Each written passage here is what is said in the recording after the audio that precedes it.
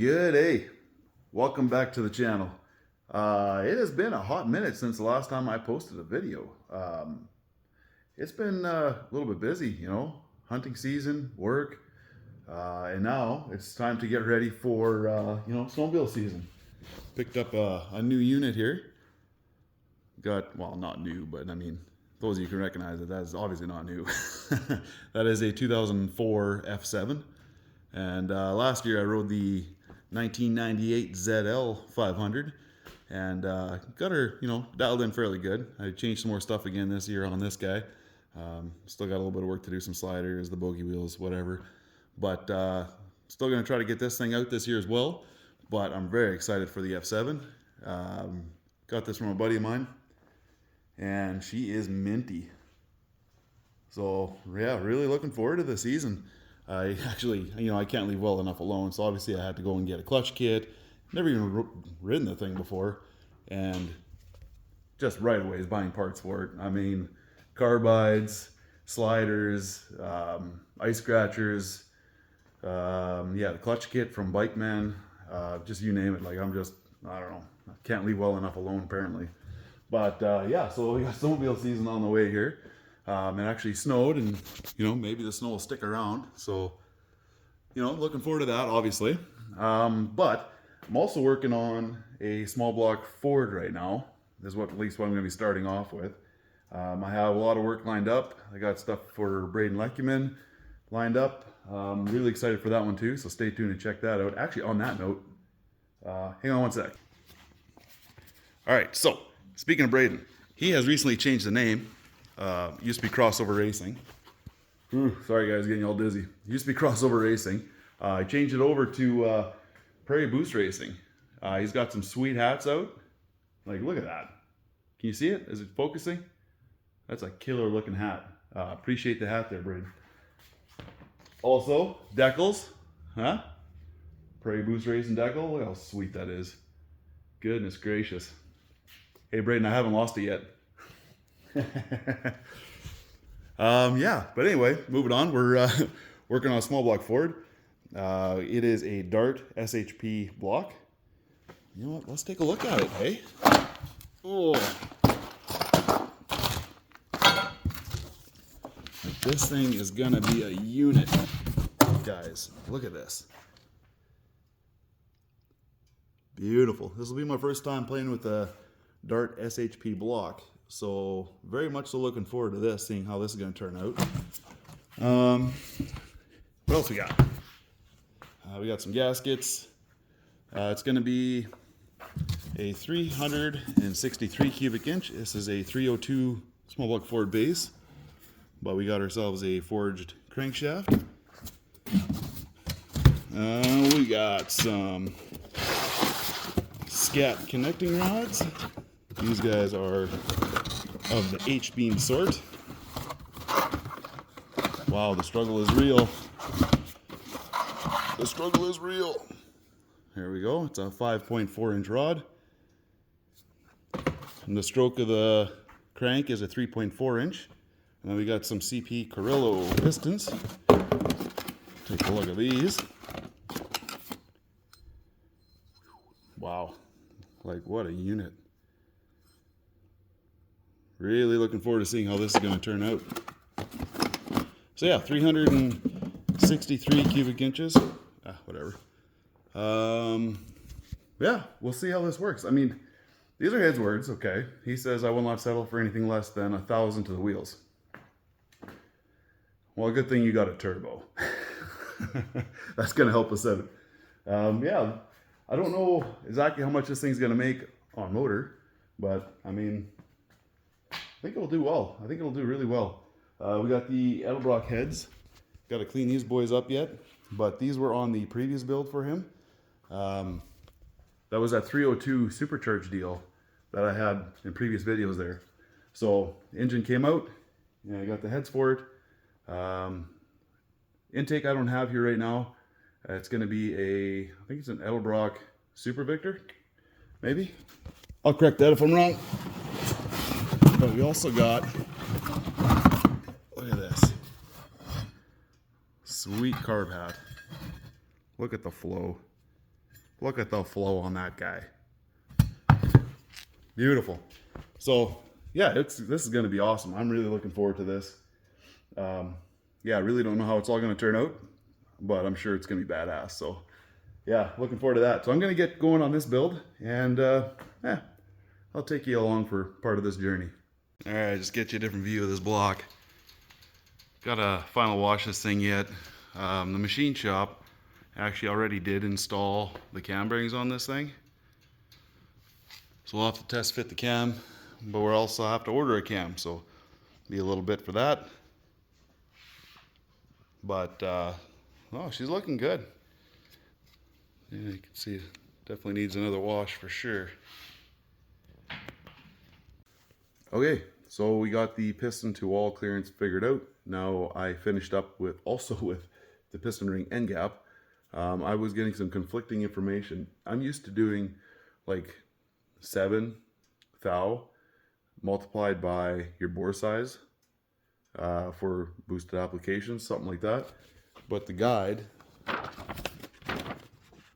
is showing 5.5 thou multiplied by your bore size.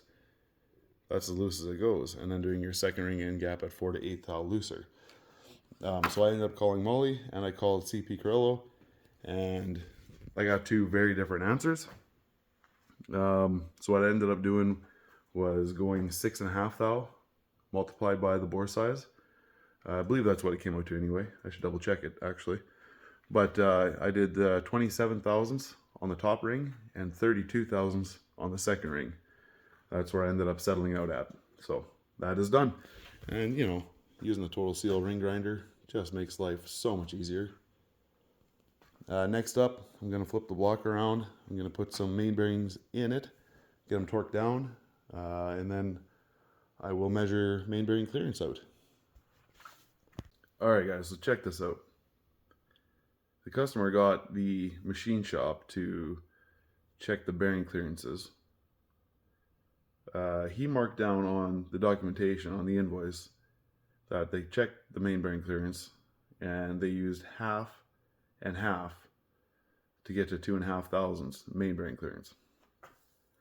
So I'm looking at the bearings they sent. I pull them out of the package. Okay, so whatever. Got a standard X and I got a standard. So half and half, right? So I see the standard set is all open. Okay, so you most definitely check those. I can see the witness mark in there from it. Okay, but now look at this pack. This is the standard X. That sucker is sealed. He never opened it. He never checked the bearing clearance with half and half. I think all he did was put in the standard set, realized they're too tight, tossed in the standard X, and away you go without actually verifying it. Like, if this was the customer, he would have just put it together. He would have just done it. I'm gonna check the clearances. Maybe we're fine, but my history with bearings is they're not always as advertised. So we'll cut the pack open. We'll try the half and half. Actually, I'll just try the standard first. I'll put a set of standard in there. I'll just do it for the number 1 main cap to start, just to see how tight it actually is. And then, yeah, we'll go from there. All right, so far so good. Got the number 1 bearing placed in the block and the cap. This is just, both shells are the standard. Got the bolts torqued down to 100 foot-pounds with some oil on the threads. I got the crankshaft measured out for number 1. I got the dial bore gauge zeroed out to that size. And I measured it out, and I'm getting 2 thousandths inch bearing clearance. Actually just a tick over. It's like 21 10,000ths of an inch. So far, I think that's exactly what happened with the machine shop's train of thought. So I'm going to grab a half shell from the standard X pack that isn't even open yet, slip it in, torque it down again, and we'll see if it holds true. See if we get to that 2.5 thou or somewhere in that area anyway. So let's try it. Also, just a side note, when you grab your rubber handle here, to go ahead and seat your cap before torquing it down. Make sure you don't miss and crack your knuckle. Ah, man. All right, so let's check out this bearing clearance. There, we got her in, okay. And wouldn't you know it, just a tick over 2.5.